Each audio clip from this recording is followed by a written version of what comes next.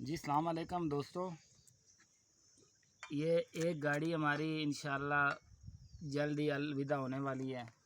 शायद इस गाड़ी की वीडियो अब ना बन पाए, तो मैंने कहा ये आखिरी वीडियो है इसकी। ये रॉकेट जो हमारी गाड़ी थी बहुत ही प्यारी और बड़ी दिल से बनाई थी ये गाड़ी हमने, ठीक है। तो ये इसकी आखिरी वीडियो है। ये चीज़ देख रहे हैं,